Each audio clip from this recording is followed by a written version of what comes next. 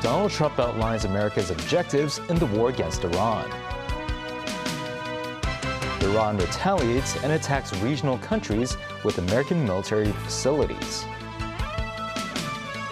A commercial pilot explains the current challenges of flying in the Middle East.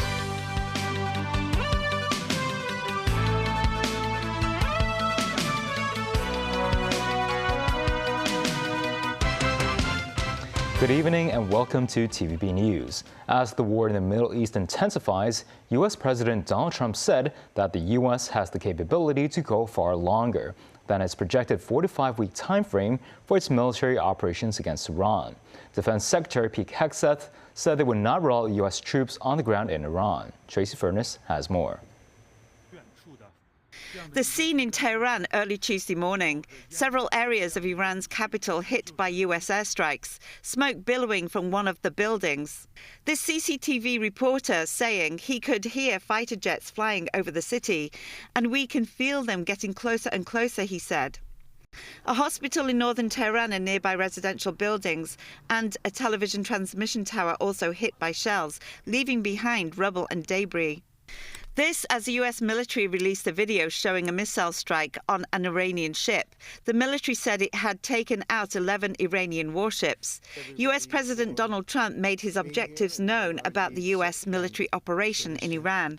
Our objectives are clear. First, we're destroying Iran's missile capabilities, and you see that happening on an hourly basis, and their capacity to produce brand new ones, and pretty good ones they make. Second, we're annihilating their navy. We've knocked out already 10 ships.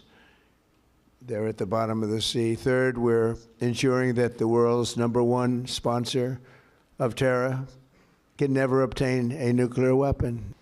Today, the United States military continues to carry out large-scale combat operations in Iran to eliminate the grave threats posed to America by this terrible terrorist regime. No, but we're not going to go into... Defense Secretary Pete Hegseth wouldn't rule out U.S. troops on the ground in Iran, but declared the U.S. would not be dragged into an endless war. He also was not going to tell the world about U.S. strategy in Iran. But we're not going to go into the exercise of what we will or will not do. I think it's one of those fallacies for a long time that this department or presidents or others should tell the American people, and our enemies, by the way, here's exactly what we'll do. Here's exactly how long we'll go. Here's exactly how far we'll go. Here's what we're willing to do and not do. It's foolishness. Meanwhile, the International Atomic Agency said it had been monitoring Iran's nuclear program and found no nuclear installations or program to manufacture nuclear weapons. So this is my evaluation. It's an evaluation that is based on the fact that Iran has a very big, ambitious nuclear program, that we do not have the accesses that we should have.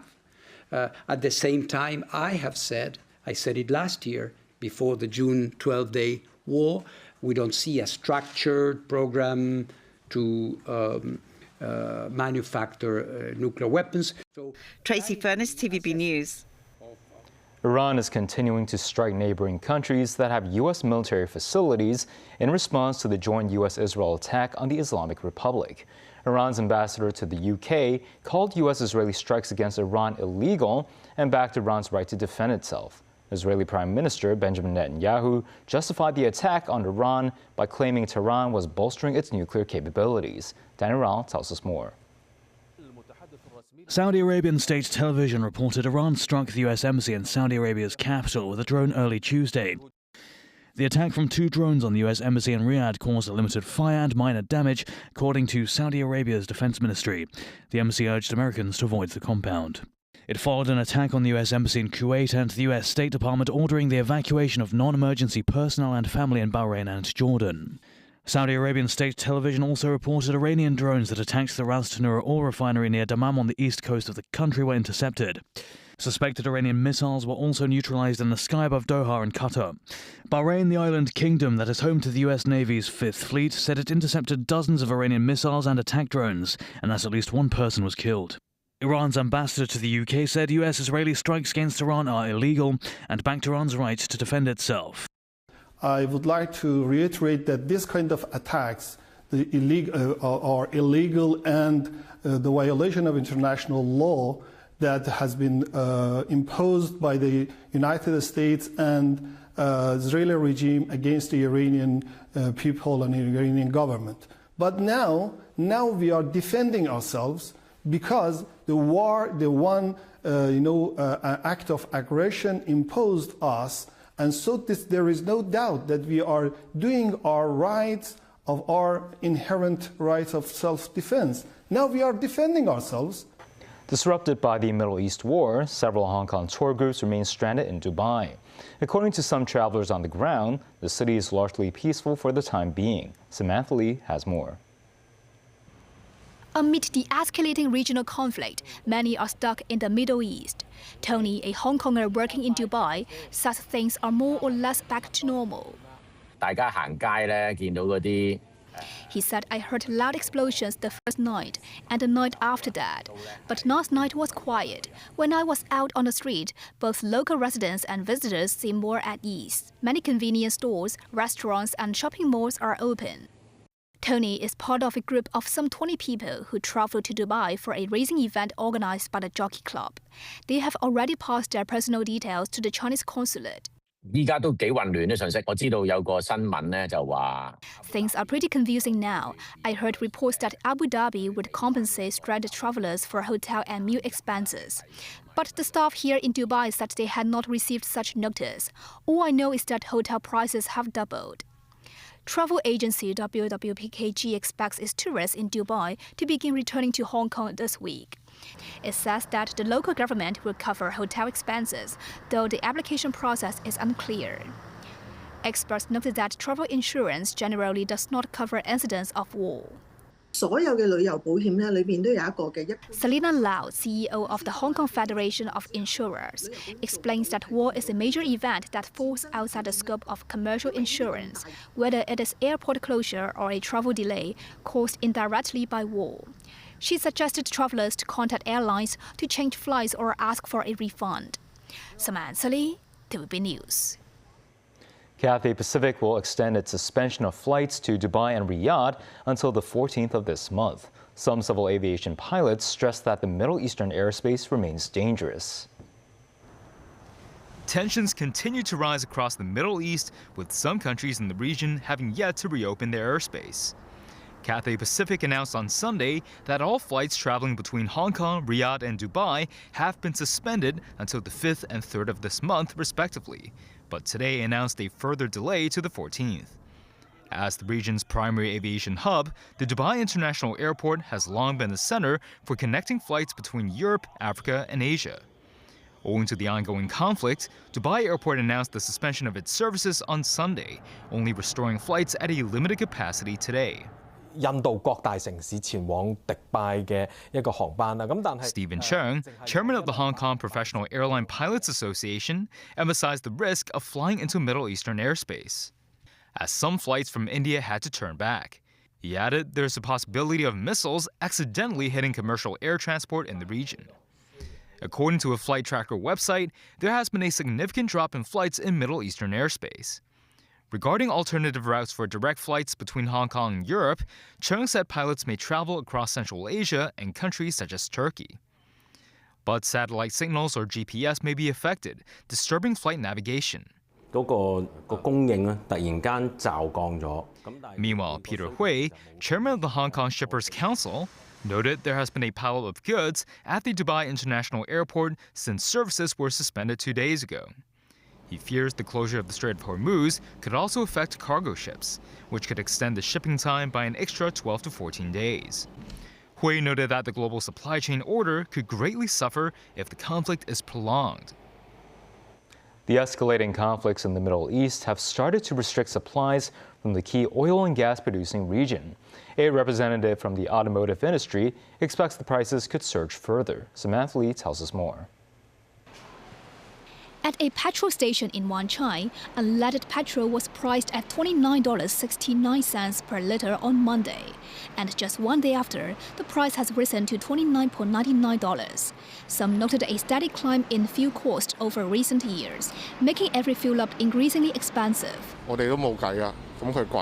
This delivery rider said he had to take on more orders in a bid to cover the gas. As the war in the Middle East intensified, car experts believe global oil prices may continue to rise. Ringo Lee, governor and honorary life president of the Hong Kong China Automobile Association, said most oil depots in the city store around 2 to 3 weeks of consumption.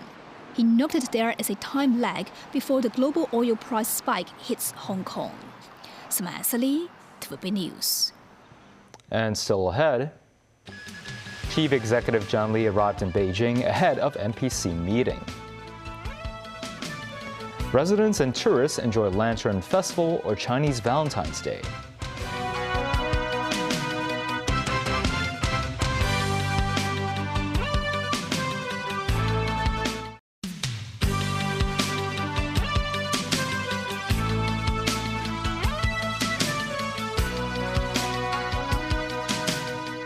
Welcome back.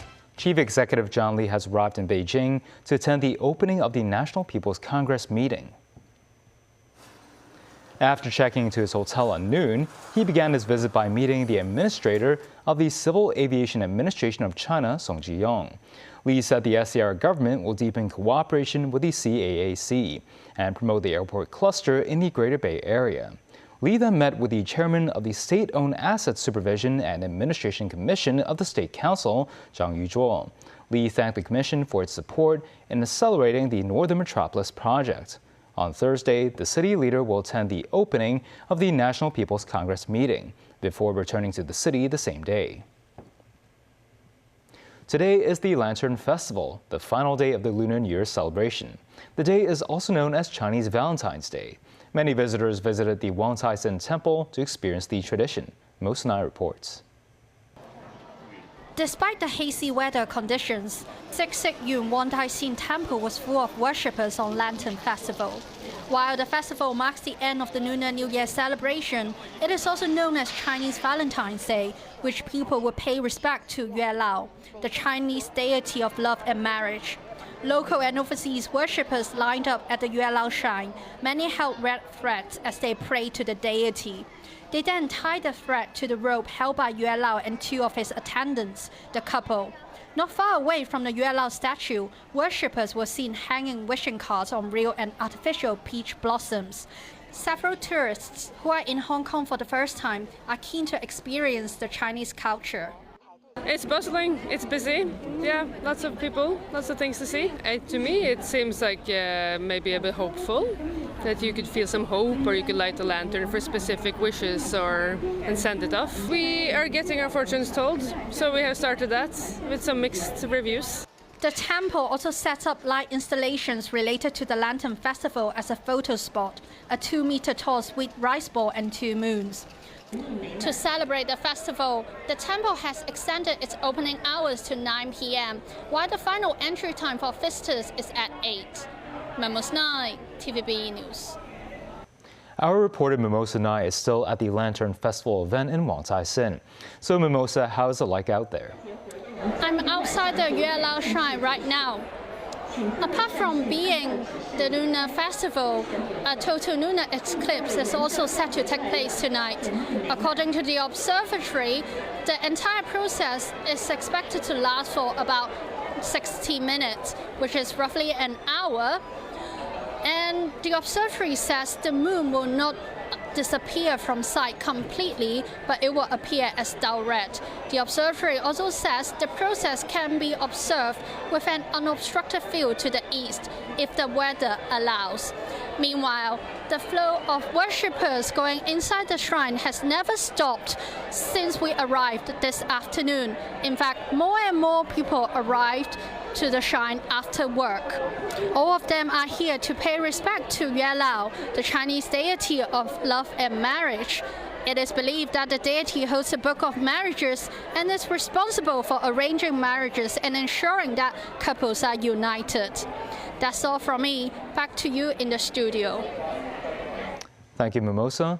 The Independent Committee in relation to the fire at Wang Fuk Court in Tai Po will hold the first hearing on March 19th. There will be 8 hearings in the first round, which are scheduled from March 19th to April 2nd. The hearings will be held at the City Gallery in Central. The proceedings will begin with opening addresses by the legal team, which are expected to take several days. The committee will take oral evidence from witnesses, including testimony from residents of Wang Fuk Court. These findings will serve as the basis for the committee's final report. Members of the public who wish to attend should sign up online between Thursday and Sunday. A total of 360 public seats will be allocated on a first-come, first-served basis, with half of the spots prioritized for Wang Fuk Court residents. An educational organization was suspected of running a student dormitory without authorization. This as the building's department said the structure contains numerous cases of illegal construction. In recent days, the organization promoted the house-turned dorm located on Waterloo Road in Kowloon Tong on mainland social media. The video they posted indicated the building offers up to 60 rooms, consisting of 2-person and 4-person options. Reports say the monthly rent costs between $15,000 and $26,000. This, as some lawmakers in the education sector stress the operation of the dormitory lies in a legal gray area, urging authorities to legislate on the matter. And that's the news. Thanks for watching.